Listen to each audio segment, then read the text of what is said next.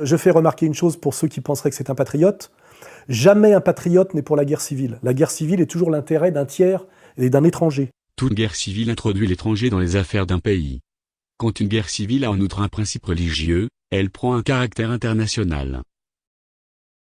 Aucun patriote dans aucun pays, on pourra mettre des citations, ne veut la guerre civile. Car la guerre civile, c'est une guerre qui se passe sur le territoire, entre concitoyens, et qui est forcément un affaiblissement de la nation au profit de nations étrangères. Voilà. Donc Zemmour n'est pas un patriote puisqu'il est pour la guerre civile. C'est la guerre des civilisations. Voilà. C'est-à-dire quand Huntington avait sorti son truc, tout le monde avait dit c'est pas... Vous y croyez, vous pensez qu'il a raison, Huntington. Je vais vous dire, je pense que tout lui a donné raison. C'est une remarque définitive. Et puis surtout sur l'idée du...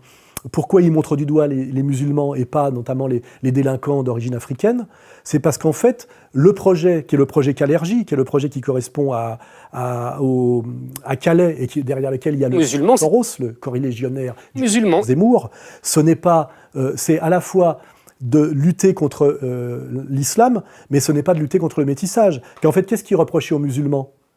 C'est de ne pas se métisser et de ne pas se soumettre au noachisme. Le noachisme, c'est d'abord détruire les religions dans leur essence, vous voyez, et ensuite, à partir des cendres ou des restes de ces religions-là, créer une nouvelle religion avec à sa tête le rabbinat. Je cite par exemple à la fin de l'introduction donc, de mon second ouvrage, c'est le rabbin Yona Metzger, représentant des Ashkénazes d'Israël, et lui il dit très clairement que son rêve, c'est de réunir les religieux du monde entier dans une sorte d'ONU des religions. Et ce que j'explique, c'est que cela ne pouvait se faire que par la destruction préalable de l'islam et du christianisme, du catholicisme en particulier.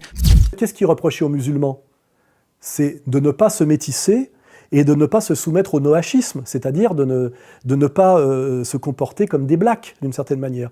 C'est-à-dire d'être encore dans un communautarisme de séparation avec des valeurs, c'est-à-dire de croire en Dieu et d'avoir encore des valeurs, qui sont des valeurs de résistance au projet Kalergi. En 1925, dans son livre Idéalisme pratique, Kalergi appuie son projet sur le métissage racial des peuples européens.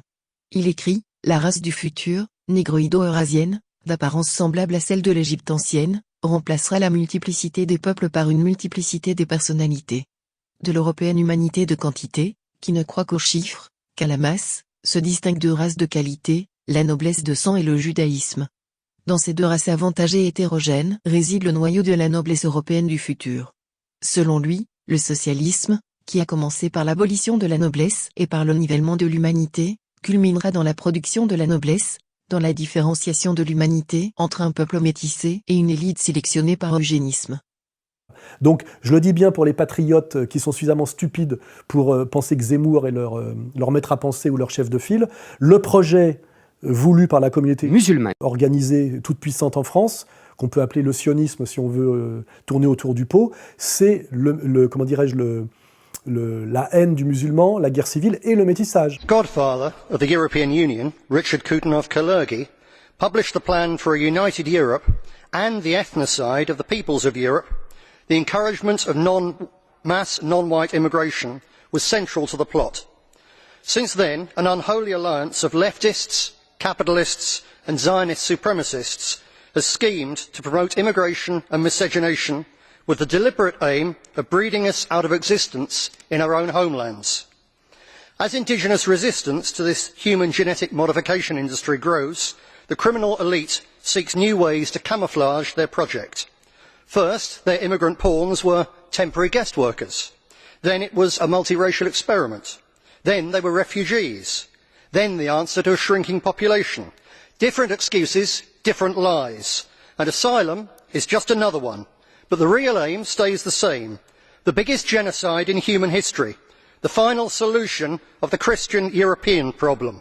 Voilà, d'ailleurs les musulmans ne seront tolérés à nouveau en France que s'ils cessent d'être musulmans, que s'ils se soumettent notamment sur la question de la Palestine et que s'ils acceptent effectivement d'être des métis noachiques.